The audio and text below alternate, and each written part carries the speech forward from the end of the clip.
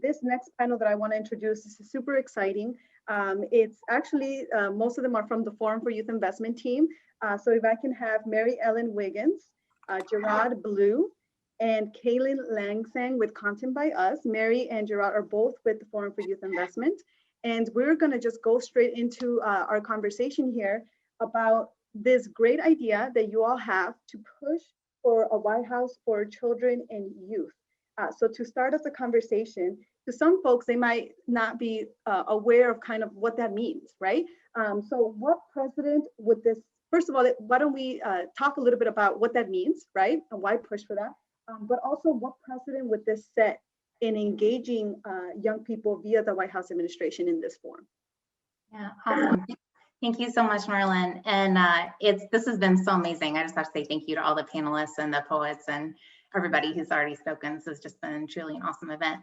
So why even have an office like this in the first place? Well, if you look at the federal government and you try to ask yourself, who's actually responsible for whether young people are thriving? That question doesn't really have an answer. Like, you have the president who is responsible for everything. And then after that, you have people who are responsible for housing or for education or for health or things that are really important, but they're just a piece of a person's life. There actually isn't anybody whose job it is to say, are young people thriving in our country? What does that even mean? And what does that even look like? So the proposal for having a White House Office for Children and Youth is to actually create a center of responsibility. So someone who is a little less busy than president and can actually focus on that as a topic, who can bring together federal agencies. So all of those heads of different agencies that are responsible for all of those different parts of life, to have a coherent conversation and decision-making space to say, how are we helping young people? And that's really important, one, for how government is organized, because when you look at the federal government, the executive branch, there are actually 24 major agencies and a whole bunch of little ones, and there are over 2 million federal employees who are civilians. So there are all these people doing a bunch of stuff. You gotta have a way to bring it together at the top. And then it's also really important for advocates, because right now, when people wanna talk about an issue, you have to figure out which agency covers your issue. And then you have to go knock on all those doors. And then once you get their attention, they don't necessarily have a way to work together on things like gun safety, on hunger, on mental health, things that no single agency owns. So it's really important to have a place in the White House that's really high level, that can create responsibility for the very important and distinct groups of children, adolescents, and young adults, but have a concerted focus on all of them, and that can organize all of those different agencies to make sure that they're really working together and really listening. And I'll hand it over to Gerard to talk a little bit more about what kind of precedent that means for youth engagement and what that might do into the future. So as Mary Ellen already eloquently stated, having youth and an office for children and youth will help to make sure that the youth voice is heard. We already talked to a couple of the youth panelists who educated us on how important it is to make sure that the youth voice on the ground is heard all the way up to the executive branch and the federal branch. So to make sure that someone is there and speaking on behalf of youth and their voice. One of the things that I've learned when I started working in the opportunity youth space is that tokenizing is a thing that's done by so many organizations, and youth are done with that. They want their voice to be heard and not just to be used, and be able to really change the scope of the work that's happening. So not only having individuals, like Mary Ellen said, who have all of these different jobs and working in all of these different agencies, we have youth actually helping them, informing them of what's the best route and what's the best policy and advocacy aspects they should be implementing. Yeah, thank you for breaking that down very concisely, Mary Ellen and Gerard. And Gerard, actually, I want to build off of what you just said, because you are very much active in the opportunity youth space. And for those joining us who are not aware of that term, opportunity youth refers to young people between the ages of 16 and 24 who are not in school and not working. So a very important population of young people that we're trying to reconnect to education and employment pathways. So I know that you have been doing a lot of great work around the Reconnecting Youth campaign, which is under the Forum for Youth Investment, in pretty much engaging young people to have agency to speak on some of these things that for example, appropriations, that some people might not know what that means, but you all as a campaign are kind of doing a lot of the educational component to get young people very active in that. So can you talk a little bit about your work on that campaign and how it does align with the efforts of engaging young people at a higher level? Yeah, so the Reconnected Youth Campaign focuses on federal appropriations, which is basically the money that the government provides to states and localities for different programs. We focus on opportunity youth programs in the realm of education, training, workforce, apprenticeship, national service, and making sure that they get the most money as possible to reconnect the disconnected youth. As Marlene explained, those individuals who are not in school or not in work. And it can be for several reasons, criminal justice issues, family issues with finances, work stability, homelessness, all of these aspects that create a disconnected youth.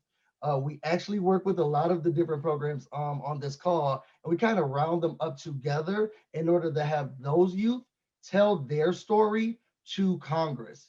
We work directly with members of Congress to tell them why it's necessary to increase the funding for those federal appropriations. And we utilize youth from those localities. So they get a chance to say what they're doing, why it's important, why Job Corps was important to them, why their community program that got them back into high school was important to them, in order to convince them that this is necessary and a need.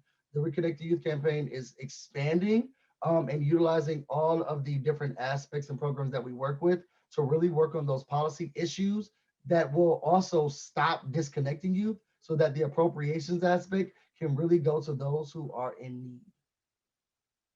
Thank you, Gerard, for breaking that down so concisely as well. And I just shared a link to Opportunity Youth United, which is one of our partners for this event, an amazing group of young people. Shout out, Kim is a part of OYU. There's a lot of folks on here, and just want to give a shout out to them because they're leading a lot on some of these efforts that Gerard has just mentioned. But to continue on this conversation, aside from trying to create something, like you said, Mary Ellen, that has accountability, I think that at these higher levels, we're still struggling at just even getting youth voices, just stories, right? So I want to bring in Kaylin, who is with Content by Us, to talk a little bit more about why it's so important to create this organization and really how you have worked with the power of storytelling with youth and young adults on, a different range of not only policy, but amplifying the work that they're doing and just overall, just them being amazing. Yeah, so basically, for anyone who doesn't know, Content by Us is this campaign that we're doing that's kind of at its core just like elevating underrepresented youth voices, and especially like underrepresented youth artists. I know that, to name a few, Matthew and Natalia, the poets who performed today, we actually got them from our creators network and gave them this opportunity to like perform and like get their stuff out there because they're like such awesome poets. But it's just like sometimes it's just a matter of having a platform to, like get your ideas out there and express yourself in your own perspective. And I think that what we're hearing a lot of in this panel generally is that storytelling is like such a huge part of like any advocacy work. Like it's at the heart of like, I think like literally everyone's work here is like storytelling. And I think at Content by Us and like the future we need, which is like also giving like folks a platform like this to just like get their stuff out there and like try to put our heads together to try to create solutions for all of these issues that we're facing. I think at the core of it is just like sustainable empowerment. Like, I think something we've also seen, especially like since it was an election year and like also with the Georgia runoffs, is that sometimes it's like a majority of people are only going to pay attention to an underrepresented group when they're suffering or when they're suffering in the fight for change. And it's just like, there's so much more to people than the ways that they suffer and the ways that they need to advocate for their own communities. And I think something that we want to highlight through the work that we're doing with Content by Us is literally just like elevating the voices of underrepresented creators who are doing the work on the ground and showing that, they're real, like 3-dimensional people that aren't like fighting all the time. Like something that I have like kind of like gained from my limited interactions with folks who like incorporate art into their activism is that, you know, advocating and fighting for change doesn't always need to be a painful struggle. Like you can still find ways to express all of the ways that, you know, you're thriving as a person, your community is like thriving and finding light within itself. And I just think like that's honestly so powerful. Like as underrepresented young people, it's finding light and love and peace and joy in basically a nation that was designed to rob us of it is so important, and we should be celebrating that like with the importance that it holds all the time, not just when these communities are suffering or fighting. And yeah, that was a long spiel. Basically, that's the No, hard that one. was so beautifully said, Kaylin. And you're hitting on a very important point, is that why do we have to highlight young people, like you said, when it's always some tragedy, right? Young people are always doing the work. This is not a 9-to-5 job. You know, a lot of the people on here, we work, nights, tears, sweat, like we're there because this work never ends. And it also touches on the reason that content by us is needed.